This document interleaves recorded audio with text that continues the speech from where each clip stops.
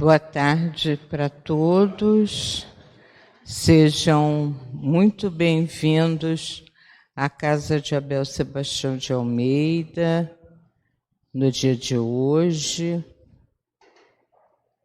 E como sempre nós fazemos, iniciamos esse nosso encontro de estudo do Evangelho, lendo uma página espírita que tem por objetivo ir nos liberando das preocupações naturais da nossa vida cotidiana.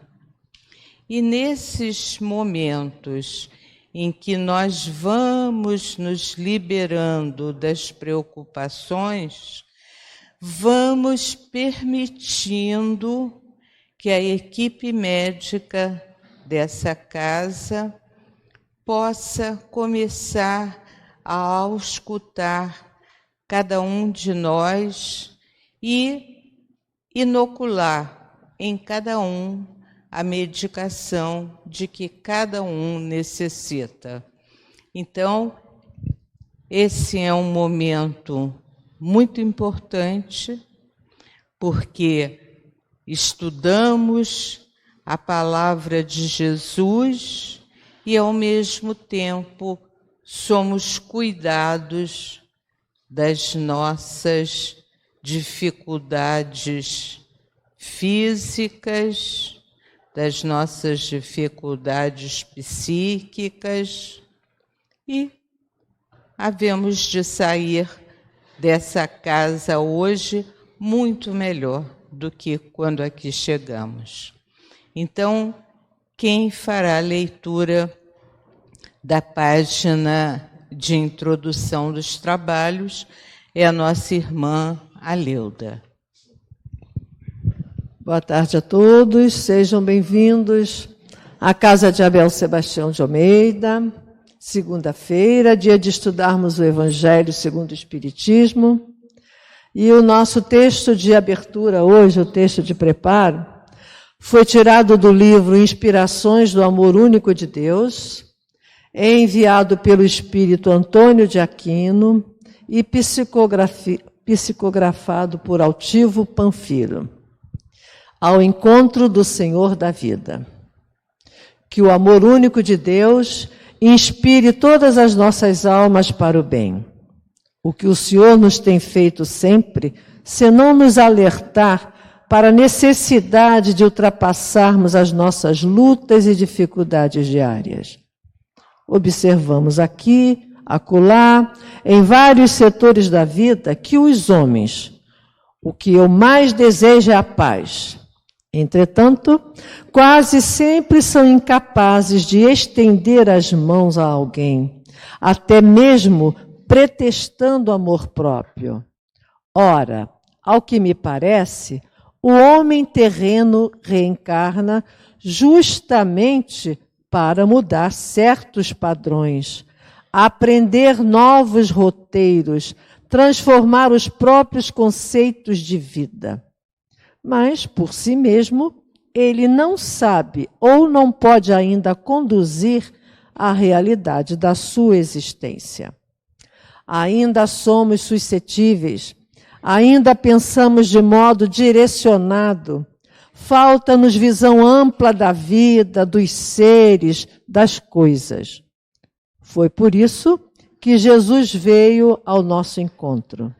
Se prestarmos também atenção aos nossos atos, teremos motivos para observar certas falhas do nosso coração.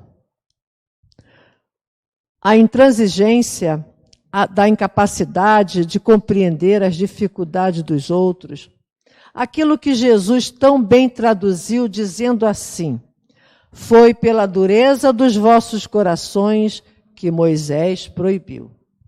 Substituindo-se essa figura tão importante como foi a de Moisés, poder-se-ia acrescentar: foi pela dureza dos vossos corações que Jesus veio à terra.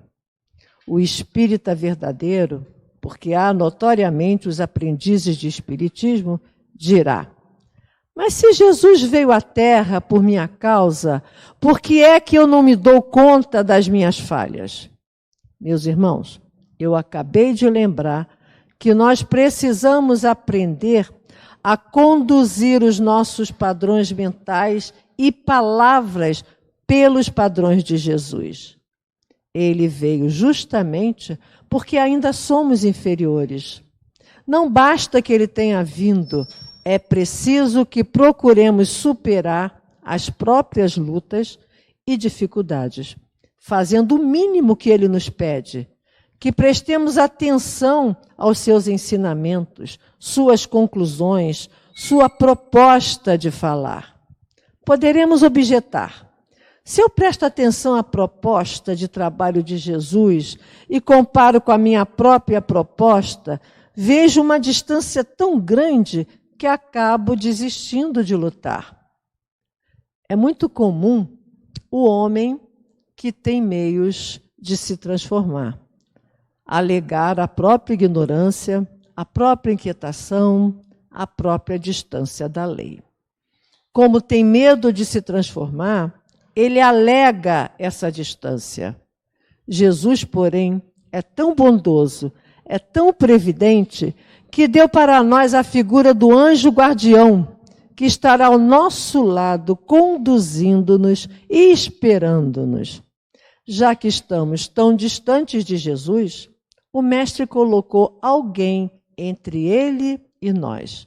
Dessa forma, não poderemos alegar que estamos distante de Jesus, uma vez que temos alguém que nos ouça, que leve até ele as nossas preces e traga dele a resposta de que necessitamos.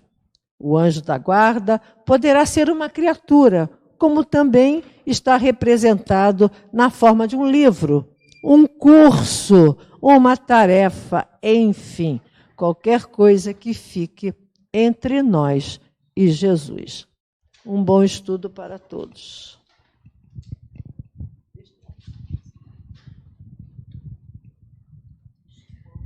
Agora nós vamos acompanhar o estudo que a nossa irmã Sônia fez e vamos nos dedicar totalmente a cada palavra, a cada texto que será ouvido, lido, e lembrando sempre que estamos sendo medicados. Não nos esqueçamos.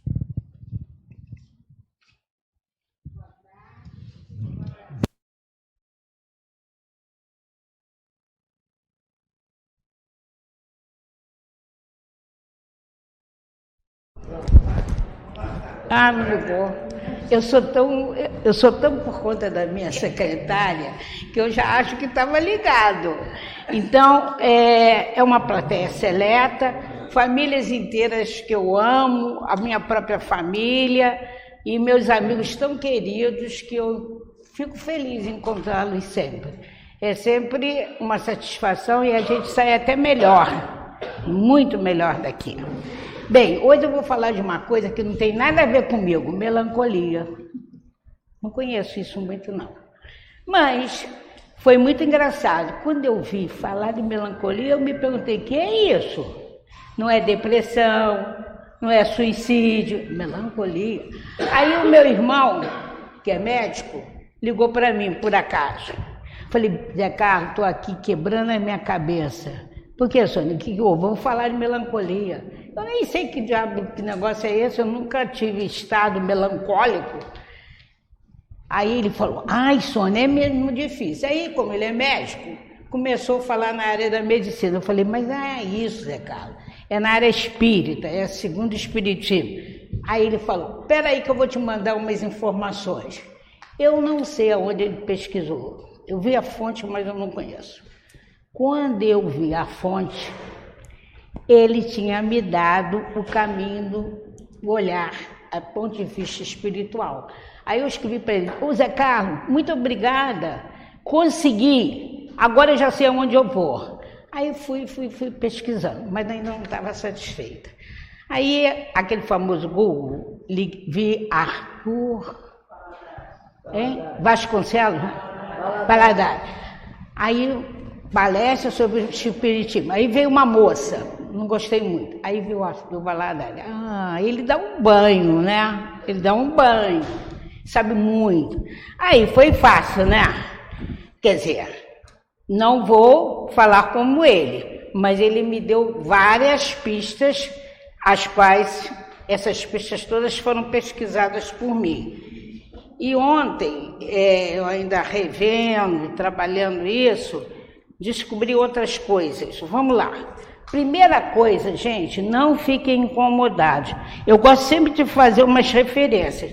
Veja bem, a gente está falando, capítulo 5, Bem-aventurados aflitos, item 25, a melancolia. Nós estamos ainda falando bem-aventurados aflitos porque serão consolados. Nós estamos ainda dentro disso. E já falamos da felicidade, da infelicidade, que a felicidade não é desse mundo. Então nós estamos aprendendo como sofrer, que esse é o nosso objetivo, para ser melhores. Nossa, que coisa horrível, sofrer para ser melhor. A Leda acabou de falar, né? Como encontrar Jesus Cristo. É difícil para nós, porque nossos corações ainda são muito duros, nós somos ainda muito grosseiros em nossos sentimentos. Então, é preciso, esse capítulo é imenso, é o maior de todos, porque é o mais complexo e é o que fala de nós aqui na Terra, nessa presente encarnação. Nós somos espíritos imperfeitos que viemos dar conta desta imperfeição. Isto é, nós já cometemos algumas coisas graves, já viemos aqui milhões de vezes. Estamos tentando melhorar. Estamos melhores? Sim, claro que sim. E aí, no final de semana, eu li vários artigos científicos em que comprova todo um século em que essa melhora se faz presente através da ciência. A ciência explica essa melhora moral. Como que a ciência explica essa melhora moral? Colocando, o último artigo que eu li foi de ontem do Globo. Pega ali para mim. Esse artigo, por favor. O artigo é esse. Não diga, estou velho demais. E o que é isso? Isso tem a ver com a melancolia? Tem sim. Sabe por quê? Quando eu digo, eu estou velho demais, é uma desculpa que eu me dou de dizer adiante. O neto bem... E vovó, o que você tem? Ando tão triste. Vovó, anda tão triste. Pergunta essa vovó aqui, você anda tão triste, melancólica? Não. Por quê? Que esse estado de melancolia se acerca das pessoas mais velhas que podem dar essa desculpa. Porque acha que a gente, depois que faz 70... dói aqui, dói acolá. Então não posso fazer isso, eu vou parar de trabalhar. Essa é a desculpa que nós damos. E aí, nós estamos fazendo uma velhice triste, porque nós estamos nos tirando da sociedade onde o nosso trabalho, as nossas experiências podem ajudar a muitos e a nós mesmos. Então, você tem melancolia? Sueli Gomes tem melancolia? Não. Por quê? Trabalhamos, estamos aptas no serviço, continuamos a dar aula, a cuidar de aluno, a tomar conta de professor, a brigar com todo mundo, porque nós temos um objetivo. A melancolia existe à medida que a vida não me dá um objetivo. Quando tem uma pessoa aqui que foi minha estagiária na escola, quando ela chegou jovem, querendo descobrir como é que se fazia, o que era educação infantil, eu fui com o máximo prazer passar o meu pouco conhecimento para ela, porque eu desejo que o Brasil, eu li tanta coisa hoje, que o Brasil seja em educação muitas vezes melhor. Isso por conta que se essa educação não for melhorada, o Brasil vai ser país em desenvolvimento sempre, para sempre. Ele não sobe, ele não cresce. Então, na medida que eu tenho um objetivo firmado, a idade só faz eu botar tênis para não levar tombo, faz tomar calça para não quebrar os ossos todos de uma vez. Nada demais. Nada que faça grande diferença. Cuidar da casa com mais cuidado, me dar mais tempo de descanso. Então eu vou ter melancolia? Jamais.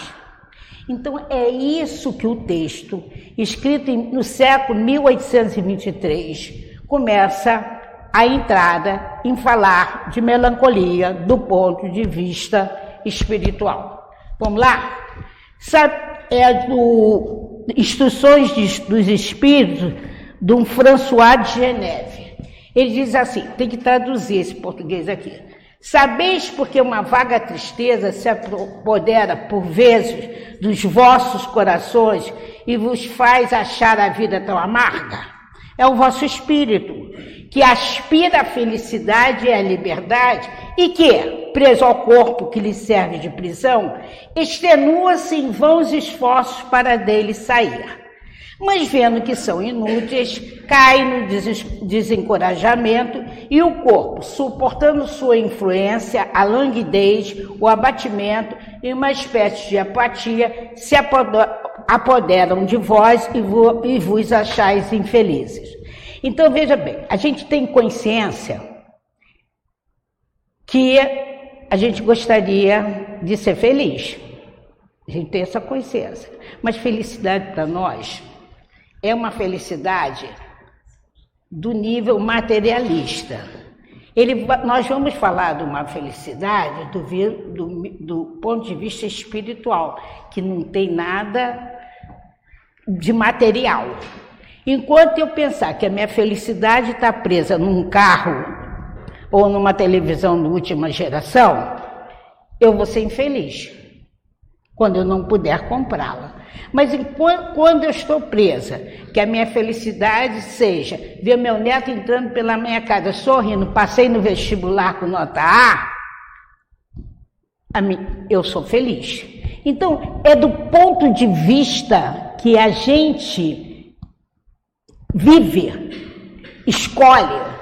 Se eu tenho, o meu ponto de vista, é crescimento espiritual, é melhora espiritual, é uma maior igualdade de bens para todos, eu sou feliz.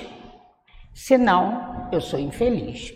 Mas quando eu tenho essa consciência espiritual de infelicidade, muitos dizem assim, o que eu estou fazendo? Essa frase eu escutei da minha avó. O que eu estou fazendo aqui agora? Eu não sirvo mais para nada. Mas ela sabia que ela não podia terminar com a vida dela. Então, aguentar firme, mesmo ceguinha, mesmo já com o corpo muito caidinho, para chegar no fim do seu turno designado por Deus. Crede-me, resisti com energia a essas impressões que enfraquecem vossa vontade. Essas aspirações para uma vida melhor são inatas no espírito de todos os homens, mas não a procureis neste mundo. E atualmente, quando Deus vos envia seus espíritos para vos instruírem sobre a felicidade que vos reserva. Esperai pacientemente o anjo da libertação, que deve vos ajudar a romper os laços que mantêm vosso espírito cativo. Então, mesmo que a vovó dissesse para coisa, o que eu estou fazendo aqui, eu já acabei minha missão, ela sabia, como boa espírita, que ela tinha que esperar os momentos últimos, a completar o seu tempo designado por Deus e ficar esperando isso, apesar da vontade de já ir para o mundo espiritual. Isso vai acontecer com a gente? Provavelmente, mas nós temos conhecimento espírita para saber que isso faz parte do nosso turno aqui nesse planeta Terra. Lembrai-vos que tendes a cumprir durante vossa prova na terra uma missão de que não suspeitais, seja em vos devotando à vossa família, seja cumprindo os diversos deveres que Deus vos confiou. E se no curso dessa prova e desempenhando vossa tarefa, vedes os cuidados, as inquietações, os desgostos se precipitarem sobre vós, sede fortes e corajosos para os suportar. Afrontai-vos francamente. Eles são de curta duração e devem nos conduzir para perto dos amigos que chorais, que se regozijarão com a vossa chegada entre eles e vos estenderão os braços para vos conduzir a um lugar onde os desgostos da vida não têm acesso. Então, François nos consola, né, dizendo, há de chegar o tempo em que você, dado conta da sua missão, você vai para o mundo espiritual e lá será esperado pelos seus amigos. E como a gente, então essa melancolia vai fazer parte do nosso viver. Agora, por que temos melancolia? Pode passar. De onde vem essa melancolia, essa tristeza que sem motivos plausíveis se apodera de nós? Essa melancolia, gente, ela vai ser pertinente ao nosso final de vida, mas pode ser consciente porque nós sabemos do tempo que nós temos a cumprir. Ela pode ser pertinente a um jovem de 18 anos. Ela pode ser pertinente principalmente à fase adulta. E vamos ver isso por quê? Então, essa melancolia, ela não tem data. Ela não tem... na adolescência a idade da bobeira. E na velhice? Não era mais da bobeira, né? Adulto, a gente é a idade da seriedade. Mas a melancolia, ela perpassa pelo nosso tempo aqui na Terra. Segundo a pergunta 943 do Livro dos Espíritos, a melancolia vem de ociosidade, de falta de fé e de saciedade. Três coisas, é uma triplé. Ociosidade, o que é isso? Eu vou ler, mas eu vou explicar melhor. A ociosidade decorre de falta da prática de atividade útil, da automatização das atividades, da falta de interesse com o outro, com a ausência do espírito de solidariedade. A ociosidade propõe um imediatismo, a ausência de objetivos relevantes para a existência. O que a gente sabe disso? O que é quando a gente liga no automático e sai a fazer as coisas? Normalmente, eu já falei isso mais uma vez aqui, você liga no automático, faz. Tem que faz. Não, nem para pensar, e vamos em frente, pisa por cima, solta pelo lado e vamos em frente. Errado. Chega um dia que a gente, eu estou cheio desse negócio. Tem uma música do Chico Buarque que diz muito bem isso. Todo dia é sempre igual. Né? Eu acho que é construção. E o Feijão também, duas músicas dele que falam sobre esse toque. Toca a ripa, vamos em frente. Isso leva à profunda melancolia. Porque tem um dia que a gente se dá consciência, meu Deus, e aí, o que eu estou fazendo aqui? Isso é bom? Não. A gente tem que ter objetivos. E esses objetivos são trabalhados ao longo de um tempo. Vamos dizer, na adolescência, o que acontece? É quando eu estou me tornando adulto, eu estou começando a definir os meus caminhos. E a família muitas vezes não ajuda nisso e o garoto, a garota fica perdida sem seus objetivos. Então a gente precisa ter objetivo. Estudar por quê? Trabalhar por quê? O que eu desejo ser? Esse objetivo na nossa vida nos alavanca a refletir sobre aquilo que eu possa fazer, que eu possa querer, não é isso? Então, quando ele diz a ociosidade, não é ficar ocioso aquele que não trabalha, não faz nada, não é isso. É o fazer sem reflexão, o tocar no barco sem parar para pensar para onde eu quero ir. Então, quebrar essa nossa ociosidade é ter objetivo. Mas, Sônia, a gente vai ter objetivo com 70 anos? Sim. A gente vai ter objetivo com 80 anos? Sim. Com 90? Desde que eu esteja lúcida, eu vou ter sempre objetivos traçados. Eu agora já não posso fazer coisas muito grosseiras, muito rápidas, cozinha, mas eu posso consertar a roupa dos meus netos, eu posso fazer um crochê para ser vendido no bazar. Então, o objetivo, gente, é aquilo que eu vou fazer com o meu tempo, com o meu dia, com o meu restar de tempo na Terra. Mas aos 90 anos, desde que você fale, ande, a cabeça está controlável, você pode ter seus objetivos marcados. Desde pequena, a gente tem que educar os nossos filhos com objetivos.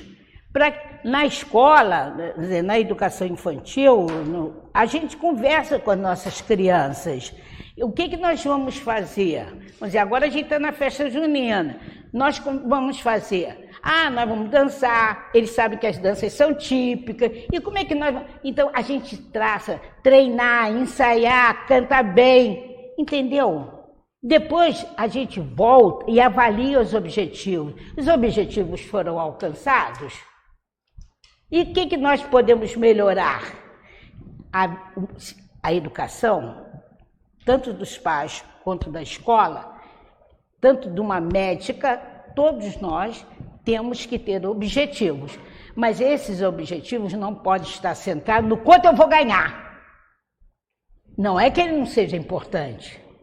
Os objetivos têm que ser dentro de uma linha de melhoramento espiritual. Eu tenho que viver aqui consciente que eu sou um espírito imperfeito, consciente que eu quero melhorar. E se eu não achar que eu sou perfeito, então tá, corre para o perfeito, que seja. Eu preciso ser melhor. Mas melhor em prol do meu umbigo? Não, melhor em prol do outro. A médica, ela tem que ser melhor para ganhar mais ou ela tem que ser melhor para ganhar, mas para curar mais? Qual é o objetivo de uma médica? Quando um médico, como meu irmão diz, fiquei quase 10 horas operando, revisando, qual é a briga dele ali? É para salvar vidas, pois esse é o juramento deles. Se ele vai ganhar por 10 horas em pé cheio e que cria varizes, pouco importa, no nível espiritual. No nível espiritual, gente. Eu não estou falando aqui, nós não estamos na casa espírita para desenvolver o meu conhecimento para ganhar mais. Nós estamos aqui, nosso estudo, a nossa convicção para nós mesmos é sairmos melhor de uma empreitada a qual nós fizemos, temos um compromisso. A falta de fé é a vontade de não querer. O homem que tem fé, isto é, a vontade de querer e a certeza que esta vontade pode receber seu cumprimento. A fé, para ser proveitosa, deve ser ativa. A esperança e a caridade são consequências de fé, e é a fé que nos leva a enfrentar todas as dificuldades da vida.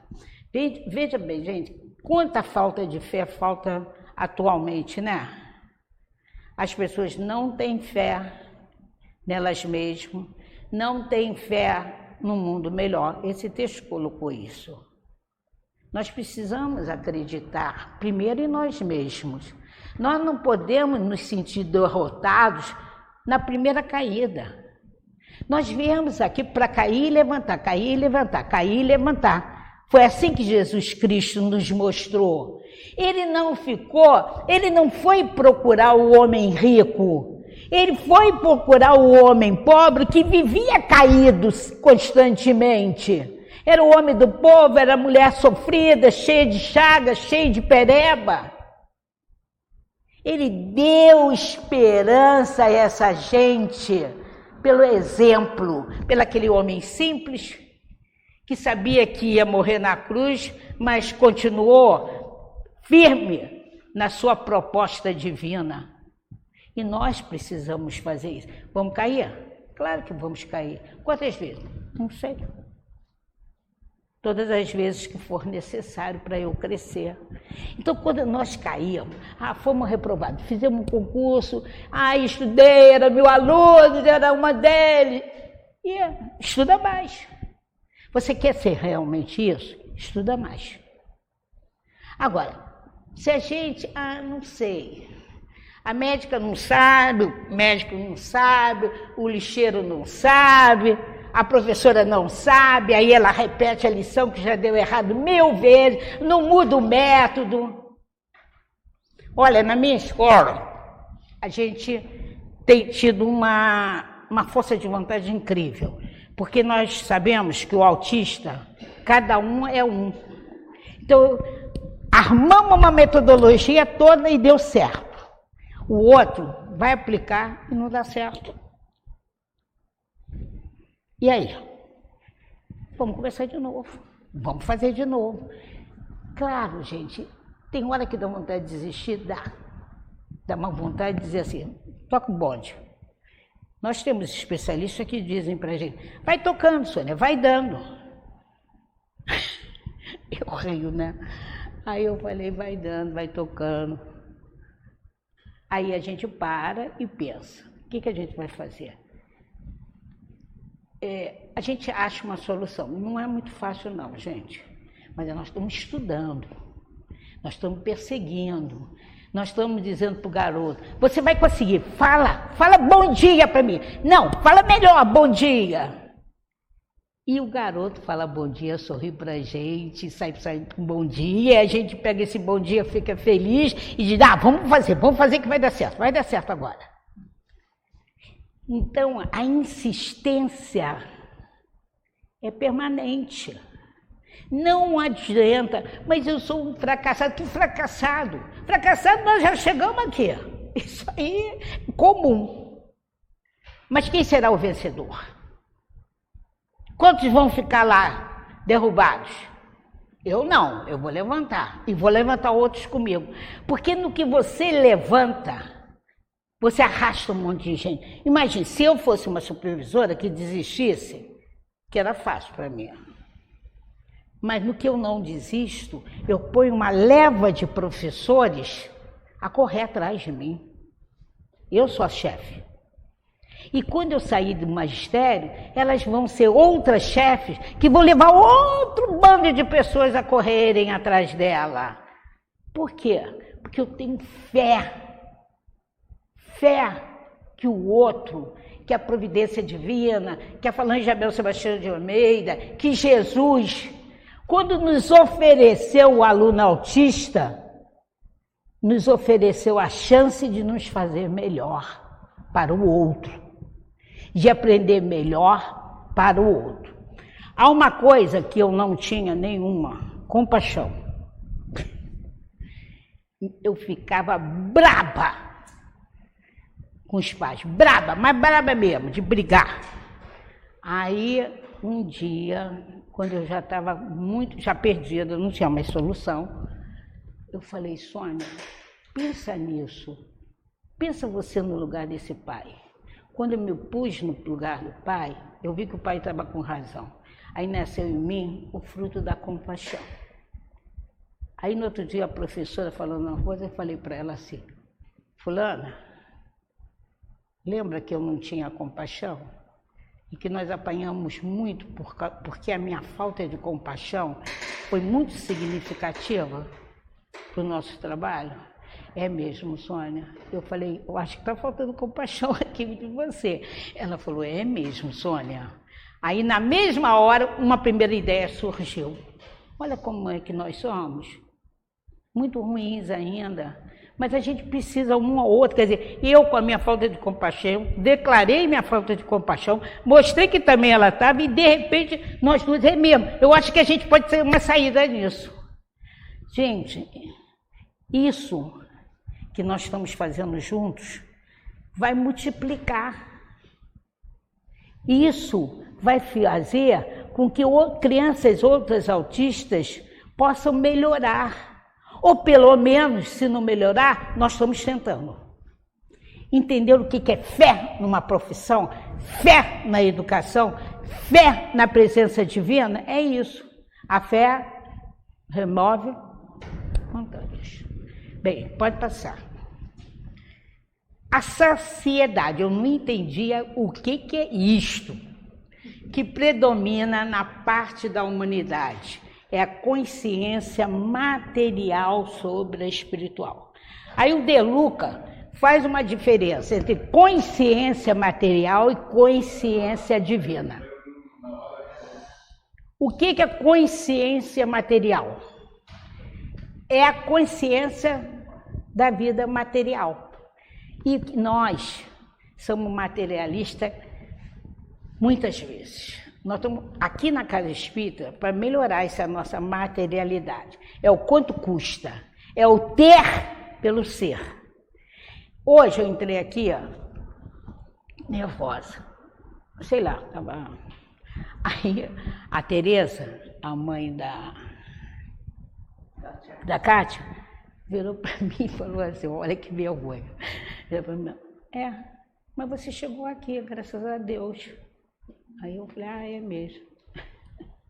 Quer dizer, eu vi já reclamando, eu entrei pelo centro, eu reclamando que ia fazer a palestra. Quer dizer, não é que eu estava reclamando, mas assim, tô nervosa, tô no... Aí ela falou: mas você chegou aqui.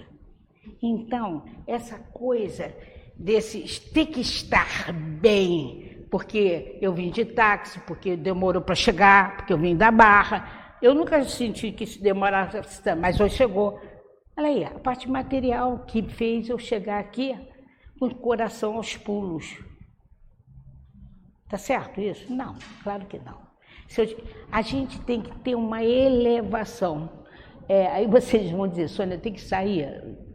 Tem que de vez em quando pairar um pouco para poder não ser tão materialista. Mas isso é o de menos. A materialista mais grave é essa coisa do trabalhar para ter.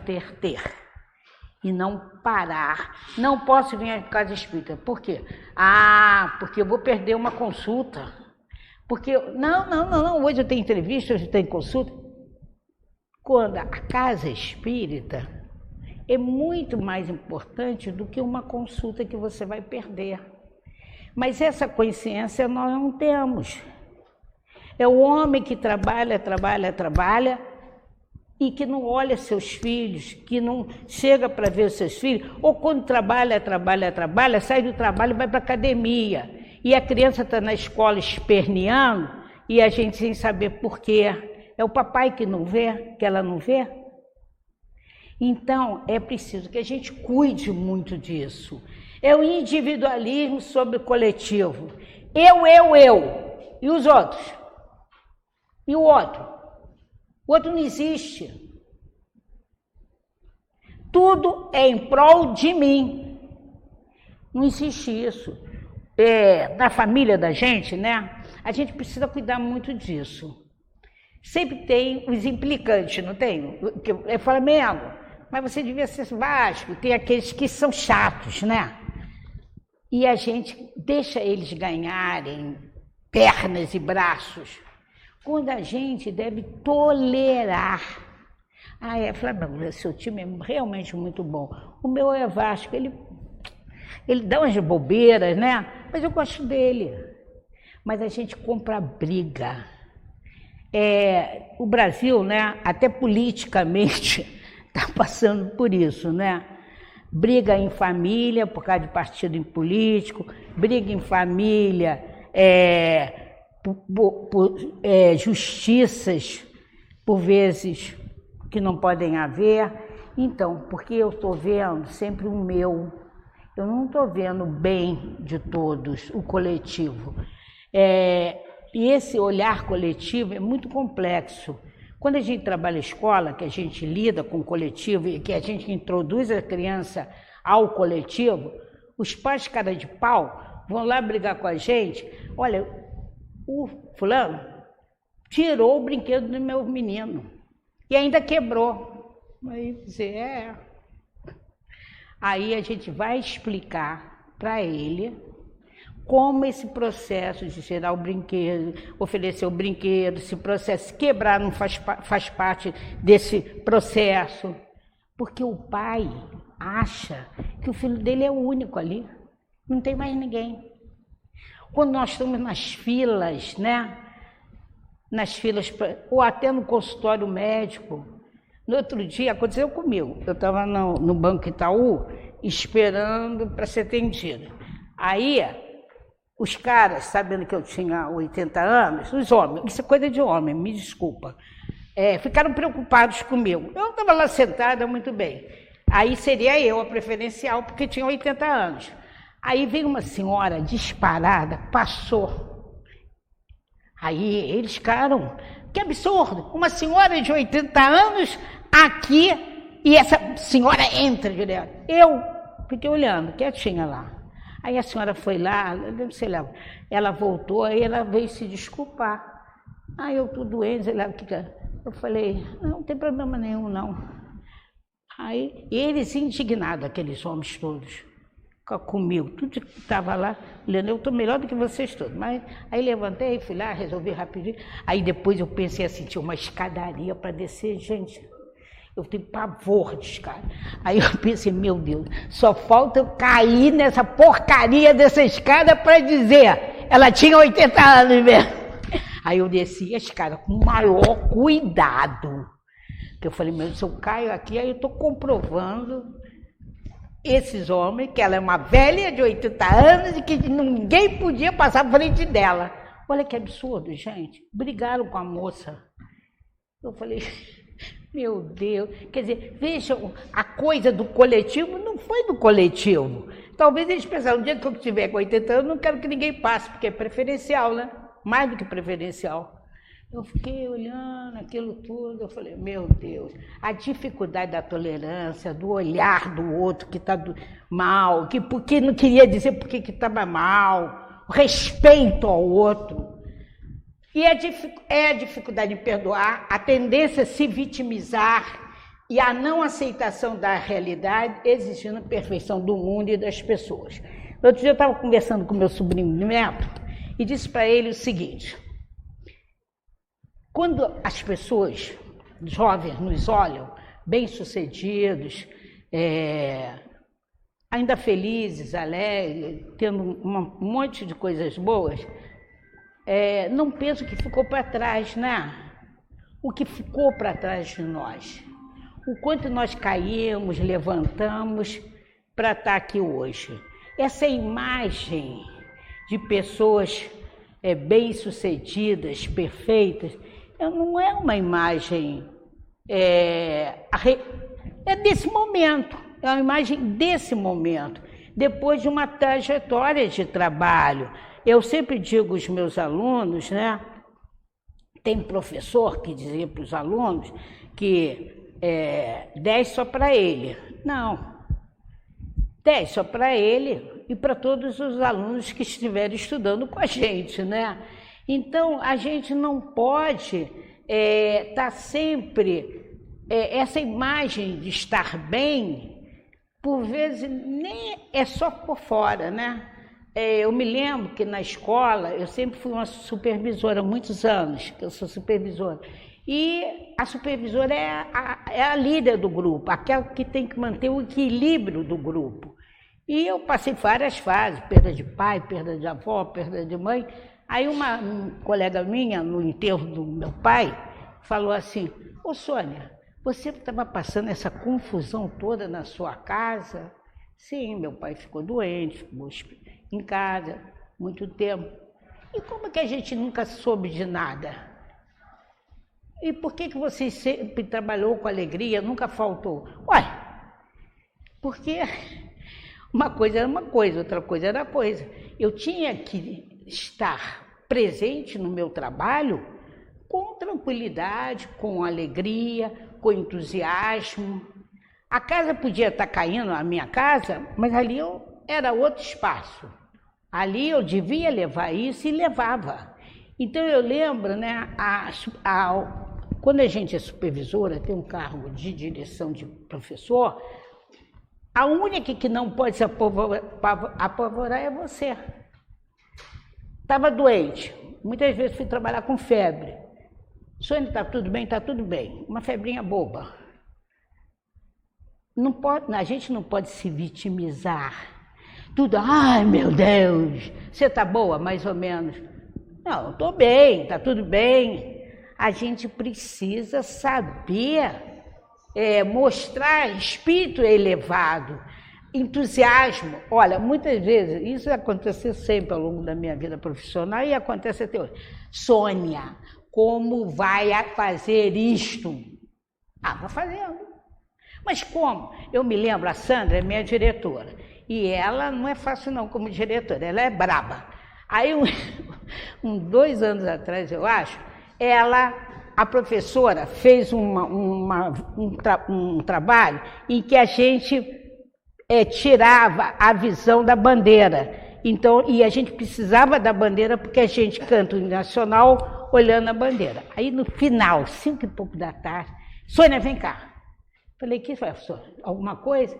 Ô Sônia, você é louca? Falei, não, o que eu fiz?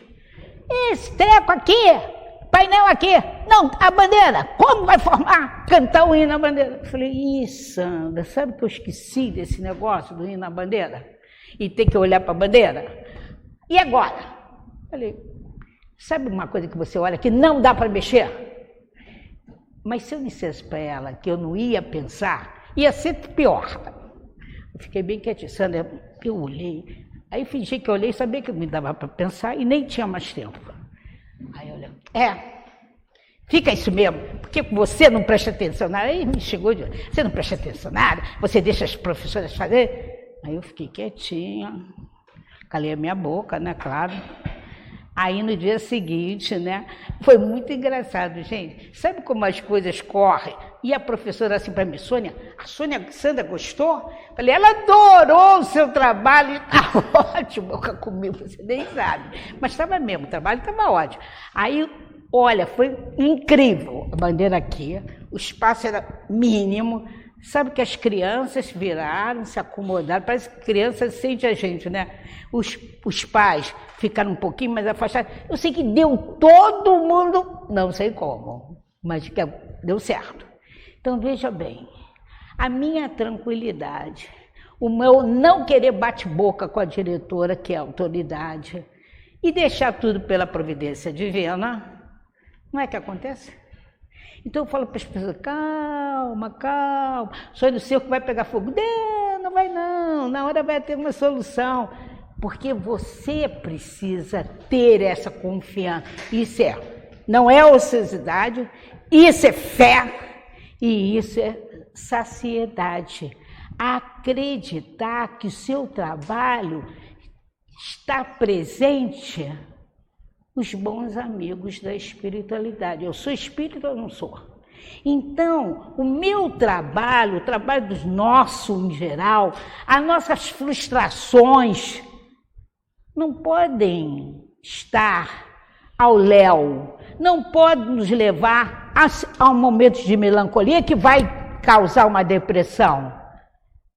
Se eu tenho fé na providência divina, se eu sei que eu tenho dentro de mim a presença divina. Quem é o meu pai? É o Senhor.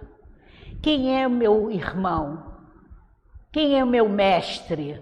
A fala de Jesus Cristo, que não é algo que eu possa discutir. Jesus Cristo foi figura, presença, ser humano. Então, é preciso que eu tenha tudo isto embutido para não ter nenhuma melancolia. Agora passa um pouquinho. Não, antes, tem um negócio antes que eu esqueci. Para sairmos do estado de melancolia, precisamos desenvolver isso que eu falei, consciência divina. Olha, foi exatamente o que eu vou falar. Isso aqui é o De Luca. Consciência divina, o que é? No sentido de acertar que todos somos filhos de Deus, com igualdade de direitos e deveres, que as relações pessoais devem ser fundadas no bem comum, que a vivência do amor ao próximo seja praticada, que o perdão seja realizado em todas as situações da vida, que haja aceitação do mundo e das pessoas como são, cada um assuma as suas responsabilidades. Agora pode ver. Os melhores remédios para afastar a melancolia são os ensinamentos de Jesus sobre humildade, fraternidade, perdão e amor. Encerrando, eu quero ler uma coisa que eu li hoje de manhã.